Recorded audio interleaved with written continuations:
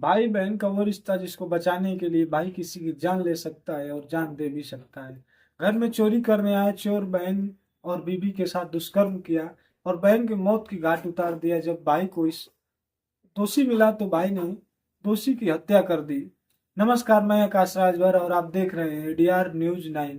आज की जो सच्ची घटना है उत्तर प्रदेश के बहराइच जिले का है, जहाँ मुकेश कुमार अपने माता पिता और बहन रागिनी के साथ रहता था। मुकेश के ऊपर परिवार की जिम्मेदारी होती है बहन की शादी करना, और पिताजी मेहनत मजदूरी करते थे, लेकिन मुकेश ने एक दिन कमाई का जरिया सोचा और अपने पिताजी से बोला, आज के बाद हम दोनों मछली का कारोबार करेंगे। अगर हम दोनों दिन के 1,000 रुपए कमाएंगे तभी बहन की शादी और पूरा परिवार अच्छे से रहेगा।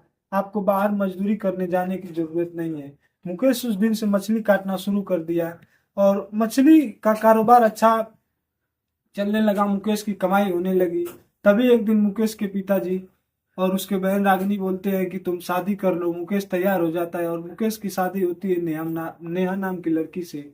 हंसी खुशी परिवार चल रहा था। जब शादी हो गया तो मुकेश के पिताजी बोलते हैं कि तुम दुकान पे तभी आना जब बाजार का समय होगा, बाकी मैं देख लूंगा। मुकेश मुकेश का आदत था दोस्तों के साथ पार्टी करना। एक दिन दुकान पे था तो अपनी बहन को फोन करता है, कहता है आज मैं नहीं आऊंगा, तुम अपने भाभी के साथ सो जाना। रागिनी कहती है ठीक है भैया, आप ज्यादा दारू मत पीना और अपना ख्याल रखना, और फोन काट देती है। तभी ये सारी बात अपनी भाभी नेहा को बताती है।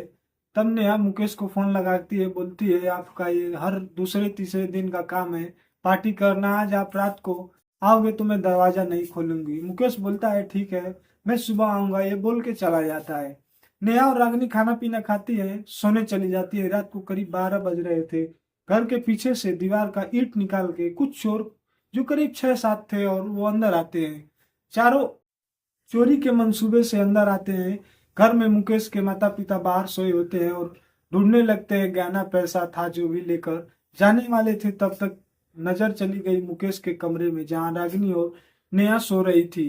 जाते हैं और नेहा की साड़ी देखते हैं कि नेहा की साड़ी अलग और रागिनी का लगभग वैसे ही था। दोनों को शरीर से गहना उतार लेते हैं और बदन देख कर एक ऐसा खौफनाक घटना को अंजाम देते हैं जिससे सोचने पे आप मजबूर हो जाएंगे। कि स्प्रे निकाल के दोनों को मार देते हैं और उन दोनों के साथ घिनौना कृत्य करने लगते हैं। नेहा को तो कुछ पता नहीं था कि उसके साथ क्या हो रहा है, लेकिन रागिनी को स्प्रे का असर कम था। ये एहसास हो रहा है कि उसके साथ कुछ गलत हो रहा है, लेकिन मानो जैसे शरीर पैरालाइज हो गई हो। चारों चोर चोर बारी बारी से दोनों के साथ दुष्कर्म करते हैं और रागिनी का गला रेत के चले जाते हैं। जब सुबह हुआ, मुकेश मुकेश आया तो देखा, दंग रह गया। गांव वालों से, कभी माता पिता से रो रो के पूछ रहा है क्या हुआ, किसने किया। इस घटना के बारे में किसी को कुछ मालूम नहीं था।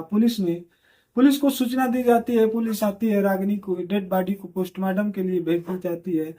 और नेहा के हालत दिन पे दिन बिगड़ते जा रहे थे, उसे हॉस्पिटल में भेज दिया जाता है। पुलिस इस मामले की जांच में जुट जाती है, लेकिन न ही सबूत था, न ही कोई सुराग मिल रहा था। मुकेश बार बार यही बोल रहा था कि साहब मुझे इंसाफ चाहिए, कुछ भी करिए लेकिन दोषियों को ढूंढिए। बार बार पुलिस तसल्ली दे रही थी कि अगर दोषी मिले तो सीधा इनकाउंटर होगा। यह बात सुन के मुकेश को लगता था कि पुलिस कुछ न कुछ इंसाफ दिलाएगी जरूर।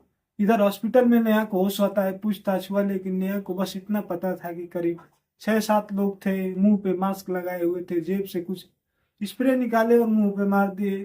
कुछ नहीं याद आ रहा है क्या हुआ उसके साथ। मुकेश एक दिन अपने दुकान पे था और उसे कुछ अजीब आदमी दिखाई दिए। तुरंत पुलिस को फोन किया। पुलिस 15 मिनट के अंदर आती है, थाने ले जाके पूछताछ करती है तो पता चलता है कि चोरों का गिरोह करीब 17-18 लोग, उनका हर रोज का यही काम था, चोरी का। टीम है, हर रोज चोरी करती है और चोरी का सामान जो भी होता है, पैसा चांदी, सभी आपस में बांट लेते हैं। और जो भी हत्या होती है इसके बारे में कुछ बात नहीं होता है। मुकेश बगल में बैठा सुन रहा था, आंख से आंसू भी गिर रहे थे। बहन के मर जाने का गम उठाता है हथियार और सर धड़ से अलग कर देता है। पुलिस कहती है मुकेश ये तुम क्या कर दिए, कानून अपने हाथ में ले लिए। हालांकि मुकेश के दर्द को समझती थी पुलिस। तुम बोली तुम यहाँ से भाग जाओ और हम इसको अपने तरीके से देख लेंगे। इस दोस्तों आगे जो भी कार्रवाई होगी इस केस के बारे में हम जरूर आपको बताएंगे। आपकी क्या राय है इस केस के बारे में कमेंट बॉक्स में जरूर बताएं। इस घटना को सुनाने का मतलब आपको परेशान करना नहीं, ना ही किसी जाति धर्म को ठेस पहुंचाना है। बस आप सावधान रहे, सतर्क रहें और सुरक्षित रहें। जय हिंद, जय भारत।